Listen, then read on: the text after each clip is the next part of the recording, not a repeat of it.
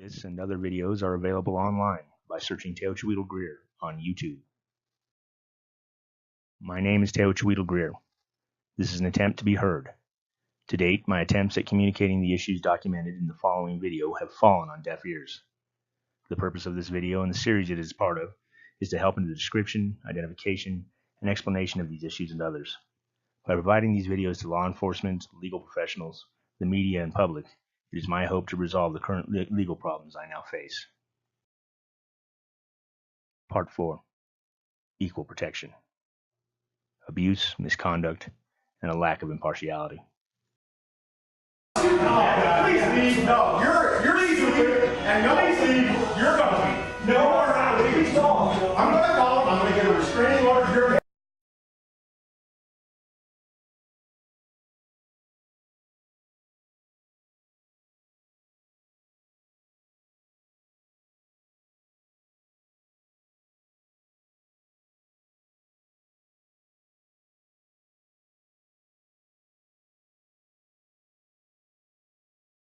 On November 8, 2018, Albert Greer would require a stretcher to be placed in the ambulance that transported him to the hospital.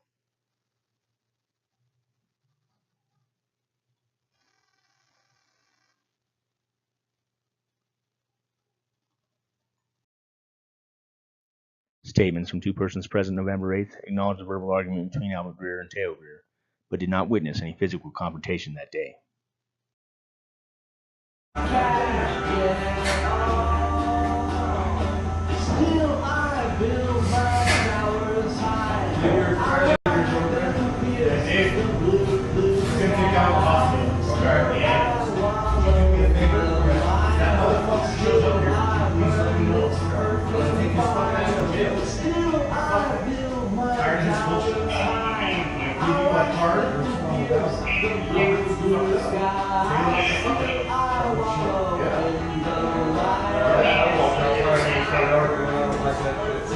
So my number and stuff on there, if you see him, just call that 987, emergency number you're at. Let me know where he's at. I'll say he does or not when we want his property. Okay? That's bullshit. I'm friendly. Yeah, I'm pretty good with that. And okay? Alright, take care, guys.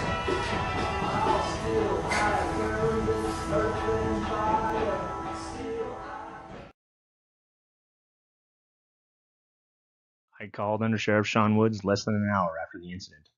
He refused to inform me what was happening and insisted I turn myself in.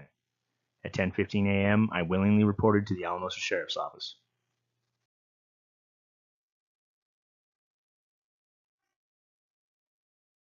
At the Alamosa Sheriff's Office, I was handcuffed and placed under arrest by the first deputies I met, the shock of which was second only to hearing my bond was set at $25,000 and the charges I faced.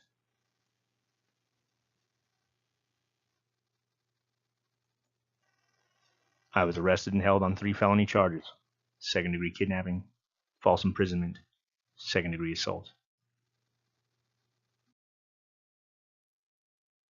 The charges against me were made with a complete disregard for fact. Denver. Stanford, 919. AO11, AO13, vehicle possibly west south on 285. Denver. Alamosa, AL11. Can you air that vehicle out to Canales cars? 10 for 921. Almost P17, 1081. Go ahead. 1081. 10 for 921. AO11, PD19. Good. You want me to check his house over here on the state? If you can. Our victim said he believes he turned south on 285. Is he in his daddy's white truck? I believe so. It's going to be Boy Out of King 205, the plate. Yeah. Almost AL2. Almost AL2. AL2, bud. Yeah, I just got a phone call that the guy we're looking for, Teo Greer, is at the jail wanting to talk with us. I'm on my way there now. I'm just pulling in, actually. Show me at the jail. Denver. So you know, did you copy? 11 copies now. Denver. Nothing. Well, you know what?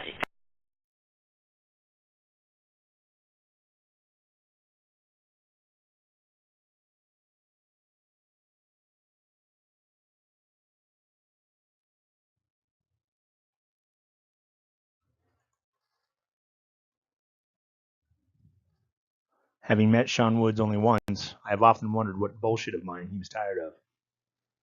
Up until November 8th, 2018, I had not been in any kind of trouble other than traffic offenses in nearly 24 years. I have no history of assault or domestic violence.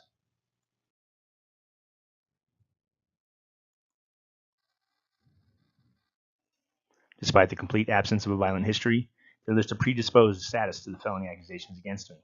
The alert warns people that I will assault them.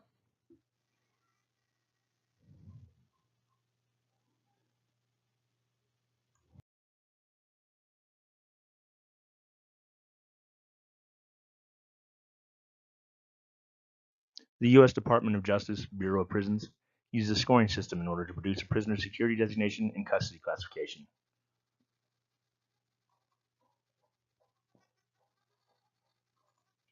It utilizes factors like voluntary surrender, criminal history, severity of offense, escape attempts, and drug use to determine where and with what other prisoners a person is placed while incarcerated.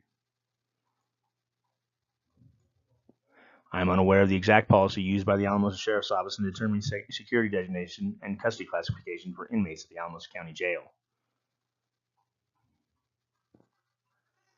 Despite ASO documentation of a classification medium, I was placed in the Alamosa County Jail high security G dorm, with a man recently charged with the murder of my best friend.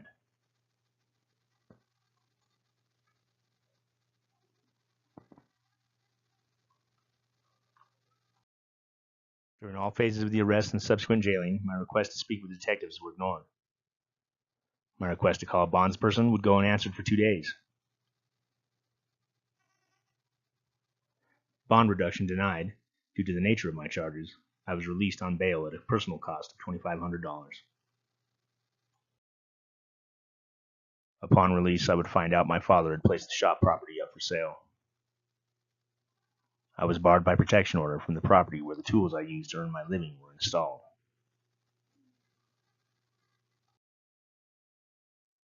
Without a lawyer, my desperate attempt to explain what was happening to me was ignored. The trauma of what I had just experienced was written off as signs of drug use.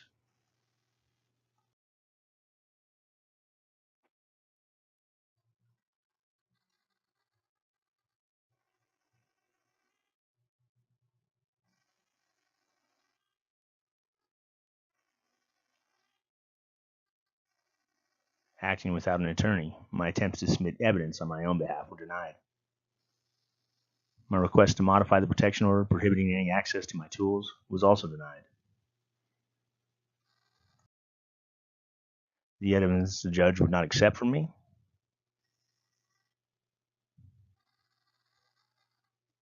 He later thanked the DA for taking it instead. For violating protection order that remained in place, I would twice more be arrested. On both occasions, Albert Greer, the man protected, was halfway around the world working in Guam. When I've seen you in the past in the community, you seem totally rational. Last time in court, the last couple times, you do not look like the same person.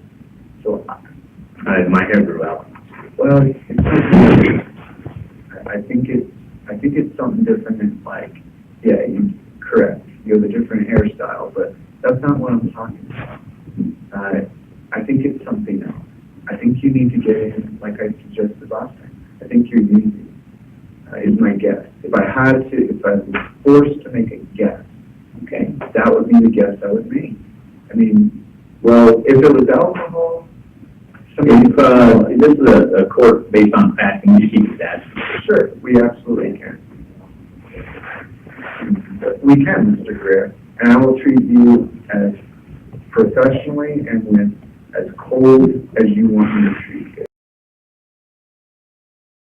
On December 13, 2018, after retreating inside, I was torn from my home by deputies acting without a warrant.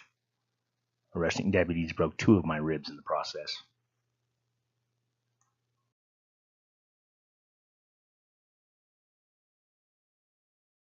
Al said